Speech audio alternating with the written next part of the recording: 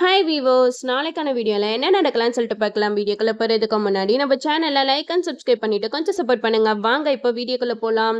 Episode செம்ம இன்ட்ரெஸ்டிங்காக போய்கிட்டு இருக்கு. காதி சாம்பு செடி கிட்ட சொல்லிக்கிட்டு இருக்காங்க, அத்தை உங்ககிட்ட அந்த 2 பேர் வந்து சைன் வாங்கிட்டு போனாங்களே, அது வேற யாருமே இல்லை, சிவனாண்டியோட ஆளுங்க தான். சிவனாண்டி ஏதோ கிரிமினல் வேலை பண்ணி தான் இந்த மாதிரி பத்திரத்தில் உங்களை சைன் போட வச்சிருக்கான் அப்படின்னு சொன்னதுமே சாம்பு செடி பயங்கரமாக ஷாக் ஆக்குறாங்க. அதில் நான் நல்லா படிச்சு தான் மாப்பிள்ள சைனை போட்டேன், ஸ்கூலுக்கு பக்கத்தில் இருக்க அந்த 2 கிரவுண்ட் இடத்த தான் அதுல மென்ஷன் பண்ணியிருந்தாங்களே தவிர இந்த வீடை சிவனாண்டி பேர்ல குடுக்கறதா அதுல மென்ஷன் பண்ணவே இல்லையே. அப்ப எப்படி அவன் இந்த வீடு அவனுக்கு எழுதி கொடுத்ததா அவன் சொல்ல முடியும் அப்படிங்கிற மாதிரி சாமுண்டீஸ்வரி கார்த்தி கிட்ட கேக்குறாங்க. அதுக்கு கார்த்தி சொல்றாங்க, அத்தை இந்த உலகத்துல எவ்வளவோ சீட்டிங் நடக்குது, மேஜிக் பென்னு ஒண்ணு இருக்கு, அதுல நம்ம என்ன எழுதினாலும் கொஞ்ச நேரத்திலே அது காணாம போயிடும், அதுக்கப்புறம் நம்ம இஷ்டத்துக்கு அதுல மாத்தி எழுதிக்கலாம்.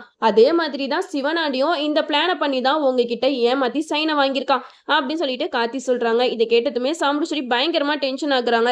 இப்ப என்ன மாப்பிள்ள பண்றது, ஆனா நான் கண்டிப்பா சொல்றேன் அவன் பேரால நான் வீடை எழுதியே கொடுக்கல அப்படின்னு சொல்லிட்டு சொல்றாங்க.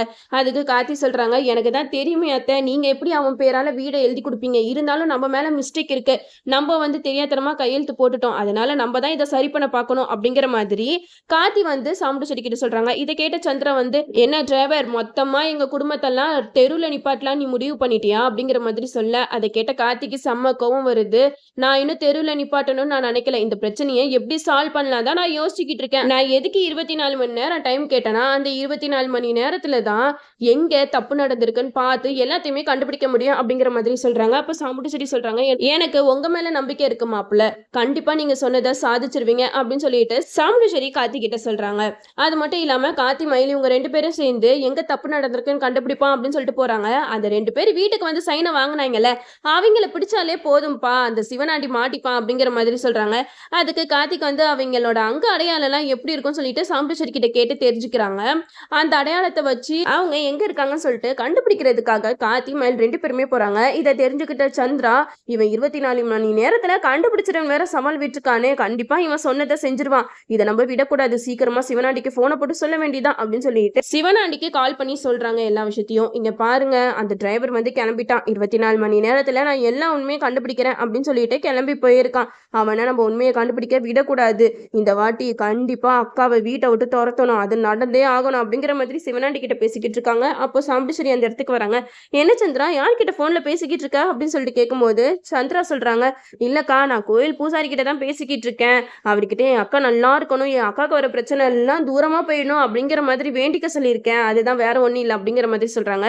அதுக்கு ரேவதி சொல்றாங்க, நிஜமா அப்படியே சித்தி நீங்க சொன்னீங்க அப்படிங்கிற மாதிரி சொல்ல, அதுக்கு சாமுண்டீஸ்வரி சொல்றாங்க, என்ன ரேவதி அவ்வளோ போயிட்டு கேள்வி கேட்டுட்டு இருக்க, என் தங்கச்சி எப்பவுமே எனக்கு நல்லதுதான் நினைப்பா அப்படிங்கிற மாதிரி சொல்லும்போது ரேவதி சொல்றாங்க, ஆமாம்மா நீங்க இப்படியே நம்பி நம்பி தான் ஏமாந்து போறீங்க அப்படிங்கிற மாதிரி ரேவதி சொல்றாங்க. அப்போ சந்திரா வந்து மனசுல நினைக்கிறாங்க, என்ன ரேவதி என்னை போட்டு விடலான்னு பாக்குறியா, நீ என்னதான் என்னைய பத்தி சொன்னாலும் என் அக்கா என்னைய தான் நம்புவா அப்படிங்கிற மாதிரி சந்திரா வந்து ரேவதியை பார்த்து மனசுல நினைச்சுக்கிட்டு இருக்காங்க. இந்த சைடு ரேவதி வந்து கார்த்திக்கு கால் பண்ணி எல்லா விஷயத்தையுமே சொல்லிடுறாங்க. இங்க பாருங்க, இங்க சித்தி என்ன வேலை பண்ணிக்கிட்டு இருக்காங்க தெரியுமா, நீங்க போட்ட பிளான் எல்லாத்தையுமே சிவனாண்டி கிட்ட கால் பண்ணி சொல்லிட்டாங்க அப்படிங்கிற மாதிரி சொல்ல, இதை கேட்ட கார்த்தி வந்து ரேவதி கிட்ட சொல்றாங்க, எனக்கு தான் தெரியுமே அவங்க கண்டிப்பா இங்க நடக்கிறதெல்லாம் கால் பண்ணி சிவனாண்டி கிட்ட சொல்லிடுவாங்கன்னு சொல்லிட்டு நீ என்ன பண்றேன்னா சும்மா அவங்க முன்னாடி என்ன அவ்வளவு சீக்கிரம் கண்டுபிடிச்சிட்டீங்களா அப்படி பண்ணிட்டீங்களா அப்படின்னு சொல்லிட்டு பில்டப் பண்ணி பேசு, அப்படி பேசும்போதுதான் அவங்களோட பயம் வெளியில வரும் அப்படிங்கிற மாதிரி சொல்றாங்க. அதுக்கேற்ற மாதிரி ரேவதியும் சரி நீங்க எல்லா விஷயத்தையும் பார்த்து பண்ணுங்க அப்படின்னு சொல்லிட்டு சந்திராவை வெறுப்பேற்ற மாதிரி பேசிக்கிட்டு இருக்காங்க. என்ன இந்த விஷயம் இவ்வளவு சீக்கிரம் முடியும், நான் கொஞ்சம் கூட எதிர்பார்க்கவே இல்லையா, அதுக்குள்ள எல்லாத்தையும் கண்டுபிடிச்சிட்டீங்களா, சூப்பர் சூப்பர் அப்படிங்கிற மாதிரி சந்திரா வெறுப்பேற்றி பேசுறாங்க. இதை கேட்ட சந்திராவுக்கு இன்னும் பயம் அதிகமாகுது, என்னடா இவங்க இந்த வாட்டியே சிவனாண்டியை தோக்கடிச்சிருவாங்களோ அப்படிங்கிற மாதிரி மனசுல நினைச்சுக்கிட்டு இருக்காங்க.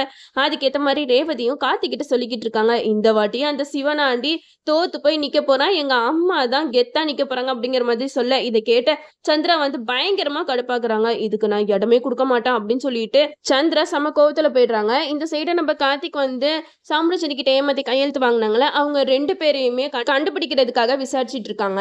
அப்போ காளியம்மா வந்து அவங்க 2 பேர்கிட்டையும் பணத்தெல்லாம் கொடுத்து நீங்க கொஞ்ச நாளைக்கு இந்த ஊர் பக்கமே வராதிங்க, எங்கேயாவது கண்ணும் காணாத இடத்துக்கு ஓடிடுங்க அப்படின்னு சொல்றாங்க. அதை கேட்டுட்டு அவங்களும் பணத்தெல்லாம் வாங்கிட்டு துணிமணியெல்லாம் எடுத்து வச்சுட்டு கிளம்புறதுக்கு ரெடியா இருக்காங்க. அப்போன்னு பார்த்து நம்ம கார்த்தி மயில் 2 பேருமே அந்த வீட்டு வாசல்ல வந்து நிக்கிறாங்க. அப்போ மயில் வந்து சொல்றாங்க, பாத்தியாப்பா பணத்தை குடுத்து இவங்க 2 பேத்தையும் ஊர விட்டே தொரத்துறாய்ங்க போல. விடக்கூடாது. நம்ம அதுக்குள்ள பிடிச்சிரணும் அப்படின்னு சொல்லிட்டு, அந்த 2 பேர்கிட்டயும் போய் பேசுறாங்க. "ஏங்க எங்கங்க போறீங்க?" அப்படிங்கிற மாதிரி கேட்க, அதுக்கு அவங்க சொல்றாங்க, "இல்லப்பா நாங்க ஊருக்கு கிளம்பிக்கிட்டு இருக்கோம்" அப்படின்னு சொல்றாங்க.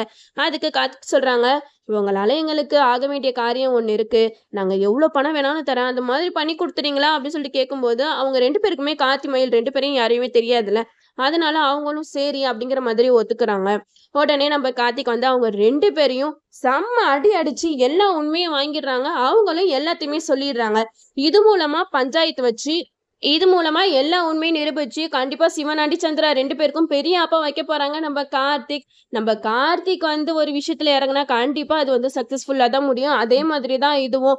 காளியம்மா, சந்திரா, சிவனாண்டி 3 பேருமே போட்ட பிளான் வந்து புஸ்ஸுன்னு ஆகப்போகுது. நம்மளும் வெயிட் பண்ணி பார்ப்போம். ஓகே வியூவர்ஸ், இந்த வீடியோ உங்களுக்கு பிடிச்சிருந்தா லைக் பண்ணுங்க. மறக்காம நம்ம சேனலை சப்ஸ்கிரைப் பண்ணிடுங்க.